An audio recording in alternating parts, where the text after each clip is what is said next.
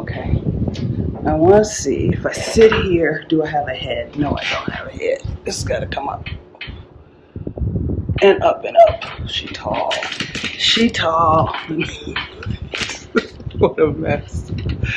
Okay, she tall. Okay, let's see. We good there? I think we're good there.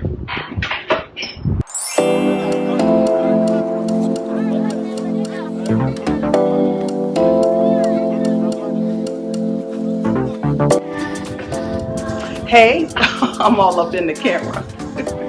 It's me, the N to the J to the B, and I just did the red carpet try on. Hopefully you will tell me what you think, and hopefully you actually like one or more of those looks, because the sister is tired of buying things and returning them to Amazon. So let me know what you think. I want to let you know what's been going on around here. The last video I made, I wasn't feeling quite like myself. I feel better now. I'm a little tired because there is some type of rodent living in the ceiling right next to my bed. So like if my bed is here, they're up here. Like, you know, and they scratch and scratch and scratch in the middle of the night. It wakes me up, and I've been dealing with the apartment managers on this, and the owners who have to give the apartment managers the go-ahead have been dragging their feet. This has been going on almost every night for 2 weeks, except there were 2 nights when I slept here in the living room on the couch because I didn't want, I think I just heard him. I think they start going to bed around this time, like right before sundown. But they've been waking me up every night. So yesterday I was just so tired. I really didn't do much. I don't even remember what time I got out of bed. It was late. I didn't do much. I feel better today. They did wake me up early in the morning. I recorded them. I took a picture of the dust that's on the floor from them scratching the ceiling, and you know, dust falls on the floor, and sent it to the apartment manager. And so she said she's gonna get a real exterminator out here instead of the owner's friends or whoever they've been sending here, you know, whatever Mickey Mouse companies or individuals have been dealing. But somebody came out, today is Friday, so last Saturday somebody came out, and they only came out in a hurry because there were 2 holes in the ceiling. Like they literally scratched a hole in the ceiling one night, and there was like powder all over the floor. I'm like, what is happening here? Then I looked up, I'm like, oh, that's what's happening. And then the next night there was a second hole. I mean, when I woke up the next morning, there was a second hole. So pest control came out. I don't think he's with the company. He's just, you know, a dude with some rat poison. He came out, and then he poked a hole and like connected those 2 holes, so it was like one big hole, and put some peanut butter flavored rat poison up there. They don't care nothing about that stuff because they've been up there scratching every day since. Every day, every night.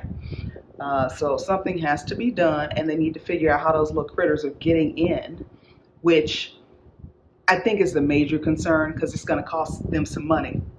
They're going to have to rent because of the way this building is shaped, and I have really high ceilings in that part of the apartment, and they're gonna have to get somebody with one of those baskets. You know, you see people trimming trees or putting signs up real high or what. I mean, I don't know. I don't care. That ain't what I do. I pay my rent, and I expect things to be habitable, you know, and rats in the ceiling, rats, squirrels, raccoons, I don't know what kind of rodents they are, but they are some kind of rodent, and it needs to stop. So that's been going on.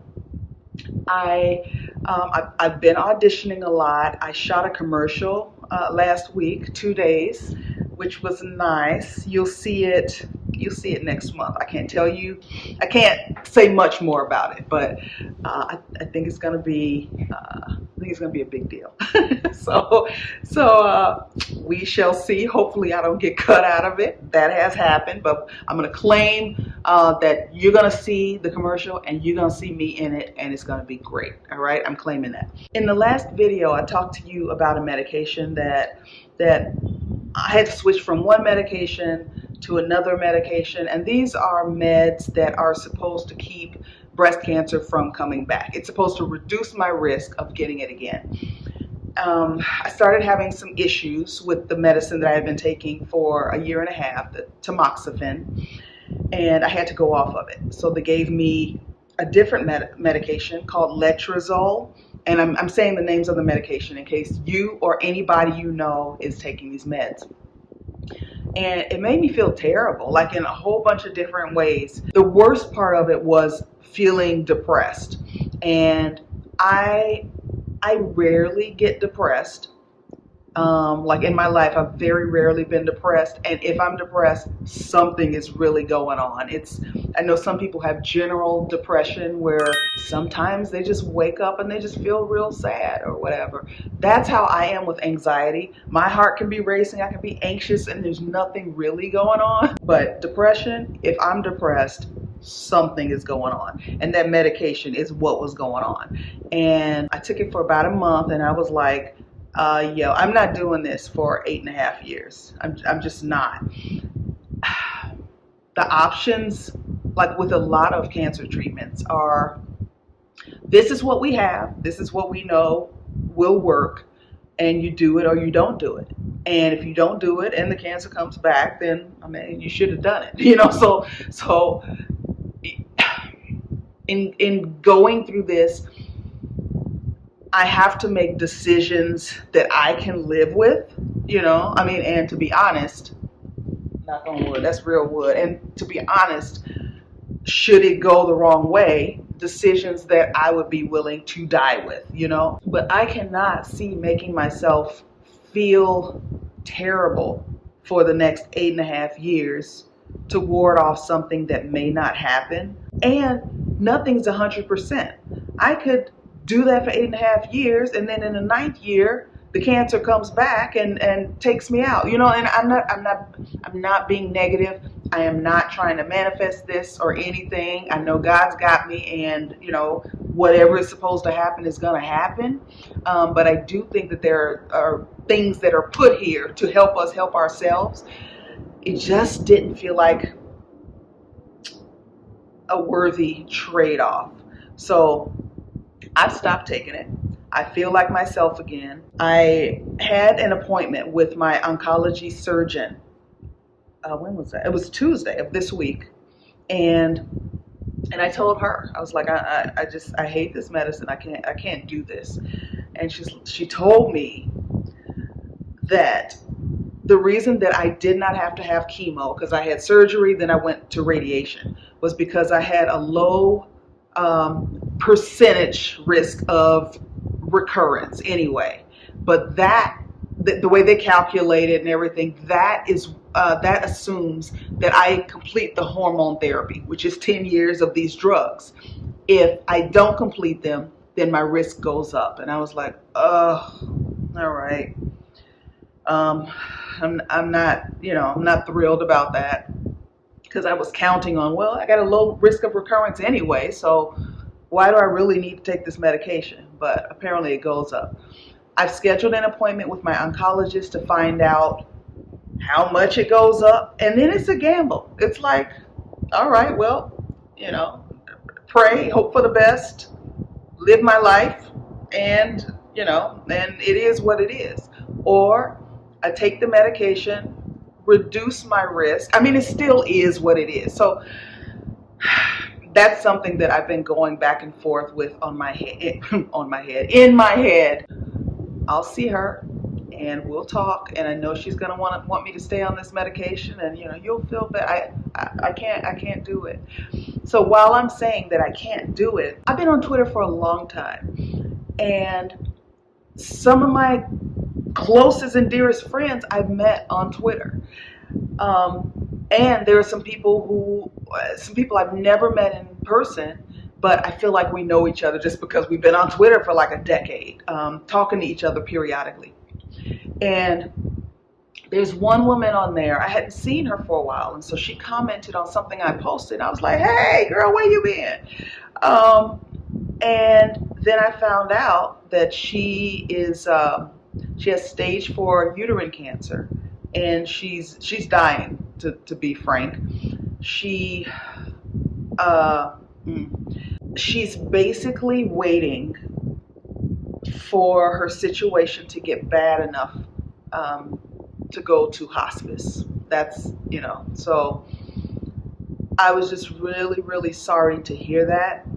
I realized anyway, but this gave me a different perspective on how fortunate I am to even have the option of taking a drug to reduce the risk of going through something similar. I mean, hers is uterine cancer, but still, breast cancer can spread to any part of your body. It can show up in any part of your body already having spread. So, I don't want to be ungrateful that I have options. But if the options make me feel bad, then the decision is really between bad and the possibility of worse. Well, what kind of choice is that really? So I'm having a hard time with that. Just going back and forth. I know I cannot take that medication. I cannot. So maybe we try something else. There are a few others that we can try, and hopefully they won't have, but they basically all have the same side effects. I read up on them, and I don't know. We'll see. I'll keep you posted. Another thing that bothers me is that, at the beginning of the cancer diagnosis, I know so much more now than I did going in. Even though my mother went through it, stepmother went through it, other people whom I know have gone through it. There's so many different moving parts that unless you're going to the appointments, unless somebody is like recording what the doctor's saying, there are a lot of things that you just don't know until you go through it yourself. I thought at some point the treatment would end. But it's, looking ahead at 8.5 more years, and, it's like, oh, you're done with treatment. You just have to take a pill. Okay, but the pill, this pill is causing all kinds of disturbing side effects. And the doctor wants to give me, okay, you're having horrible hot flashes, not just regular hot flashes, horrible hot, okay, here's a pill for that. Oh, the pill I gave you to help with the hot flashes is causing an issue. Okay, here's a pill for that. I don't want to have to take a cocktail of pills every day that are doing weird things to me. Yeah. But we don't always get what we want, right? So I don't know. That's where I am right now. I will keep you posted on what happens next. I thought I was done with cancer related videos, but I guess I don't get to be done. Hopefully this will help somebody who's going through it or has a loved one who's going through the same thing. So that's where I've been. That's what I've been doing. I joined a gym. I don't know if I told you that. I joined a gym. And I've been working. I'm gonna get my workout, y'all. A workout, you know how it is. You work out for 2 days and you start posing in the mirror like you can see anything. But it does help with my mood. I don't know if it helped with my joint pain because I joined the gym a week and a half ago and I stopped taking the medicine almost a week ago. So I don't know about that, but my joints feel better. Just trying to save it before it all hits the floor. All right, that's it. If you've been through this, if you have any insight, you have any thoughts on the situation, please feel free to share in the comment section. I do read all the comments, even when it takes me a while to get back to you on them. I do read and truly appreciate each and every comment that you leave. Sometimes I'm like, okay, I can't get to all the comments right now, and so I'll click the little heart to let you know that I do see you and I have heard you and I've taken to heart what you said. So always please feel free to talk back. I love it when you talk back, and I will see you soon. For real. Okay, bye.